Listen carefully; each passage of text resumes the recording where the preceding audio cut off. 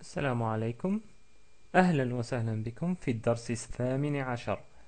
Bonjour, bienvenue dans la 18e leçon d'arabe. Nous allons découvrir aujourd'hui une nouvelle lettre, à savoir la lettre sin. Notre mot aujourd'hui est le mot sayyaratun, sayyaratun ou sayyara, tout court si on s'arrête sur le mot. Ce mot-là commence avec le son sa, sa. Il s'agit de la lettre sin associée à la fatha, si vous voulez. Ici, c'est marqué en rouge, ce son-là est sa.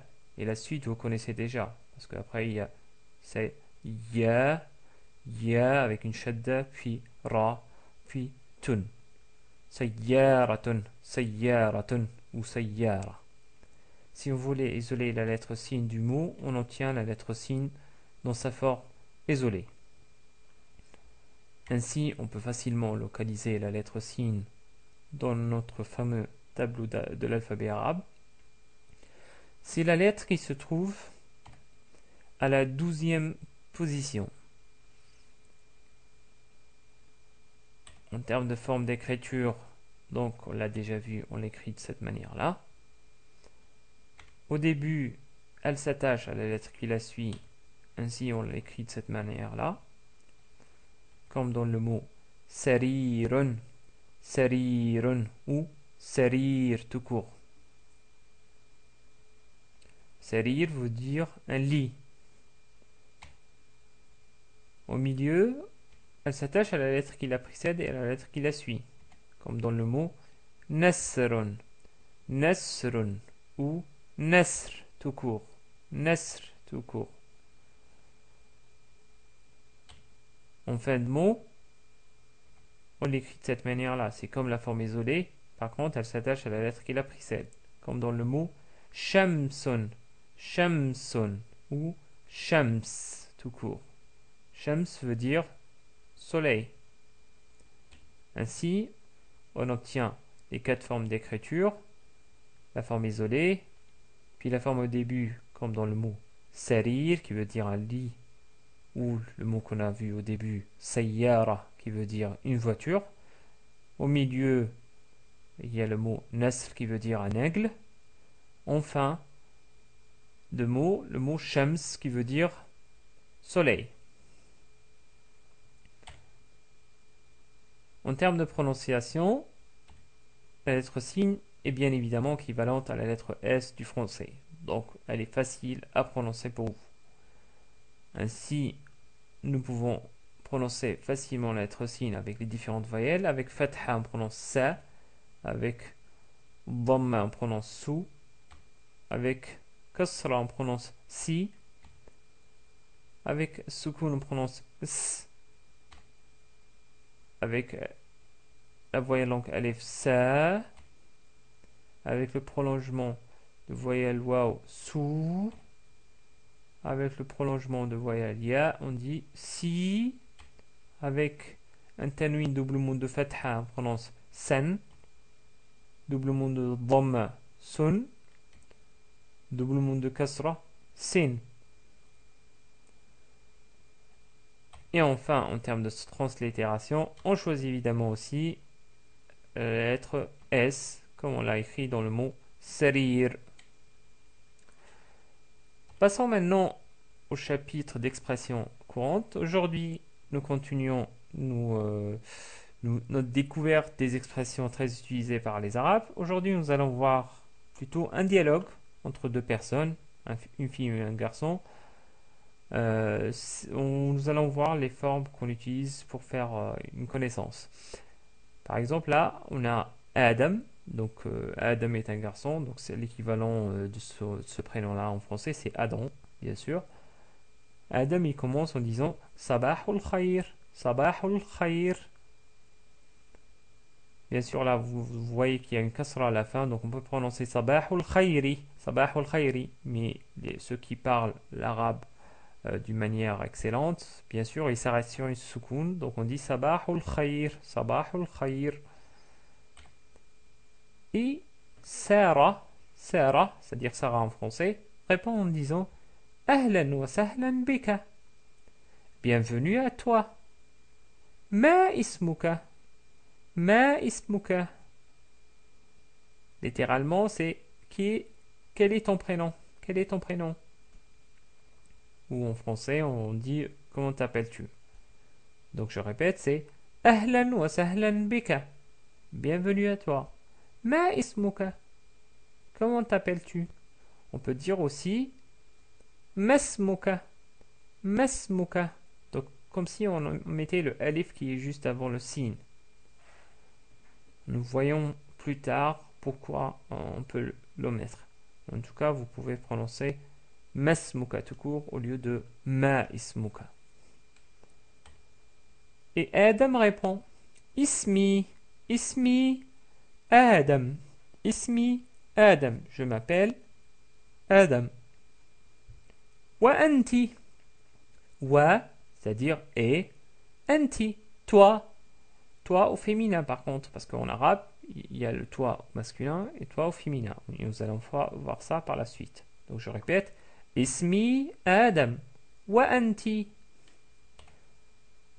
Et Sarah répond Ismi Sarah. Je m'appelle Sarah. Ana min Paris. Je suis de Paris. Wa anta. Et toi? Là, toi au masculin. Donc anta, toi. Au féminin, on a dit anti.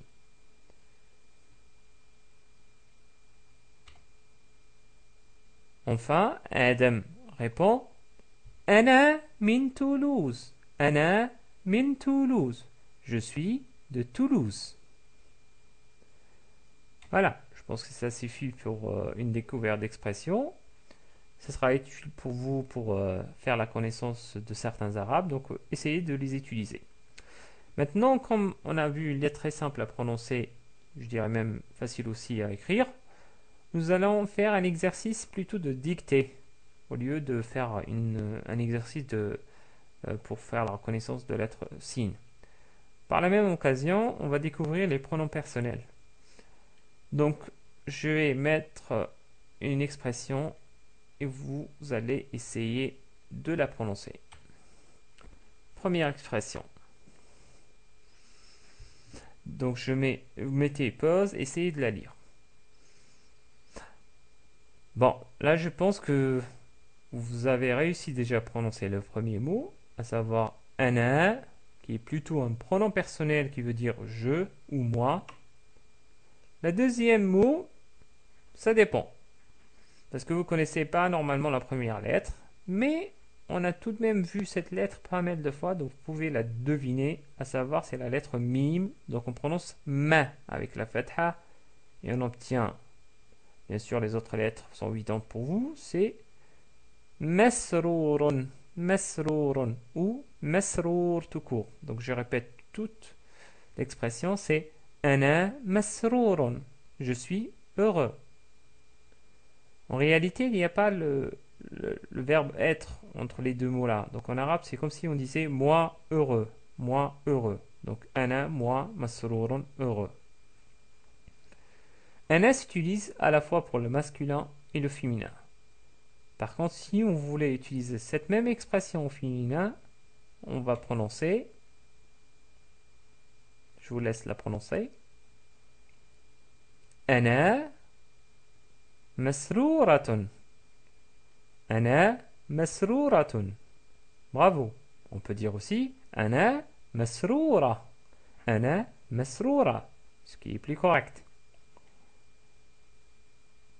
Donc là, il s'agit d'une fille qui dit qu'elle est heureuse. Je suis heureuse. Troisième expression. Je vous laisse la lire. Donc c'est Anta masrourun ou Anta masrour. Donc tu es heureux.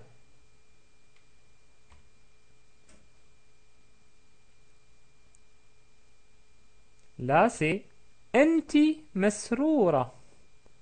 Anti masroura. Tu es heureuse. Lisez maintenant cette expression. Donc c'est Antuma masrouran. Antuma masrouran. Et qui veut dire vous deux, vous êtes heureux. En fait, dans l'arabe, il y a le singulier, le duel et le pluriel. Il n'y a pas que le singulier et le pluriel. Donc, antuma, c'est pour dire vous, mais deux personnes seulement. Masrouran. Et là, masrouran, vous deux, vous êtes heureux. Et c'est deux masculins, ou un masculin avec une fille.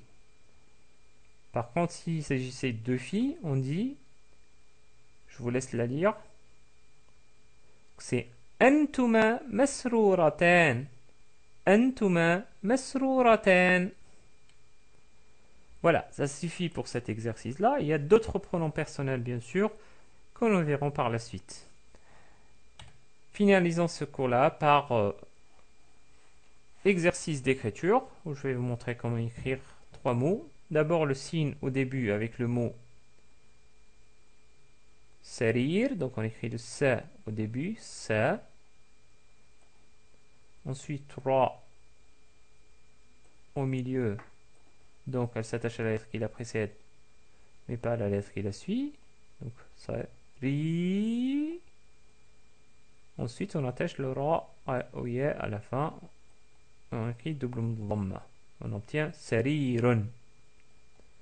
Ensuite, le signe au milieu dans le mot nasrun. On écrit d'abord nun au début, na, on laisse ouverte pour attacher la lettre sin, qu'on laisse ouverte aussi pour attacher la dernière lettre run.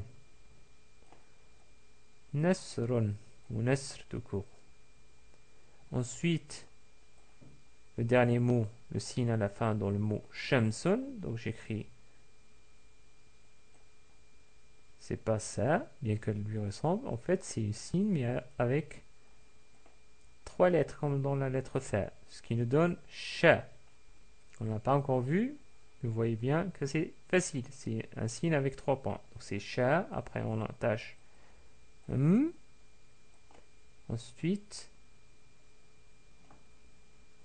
sun, signe à la fin. Voilà. Nous arrivons à la fin de ce cours-là. Merci de votre attention. إلى اللقاء.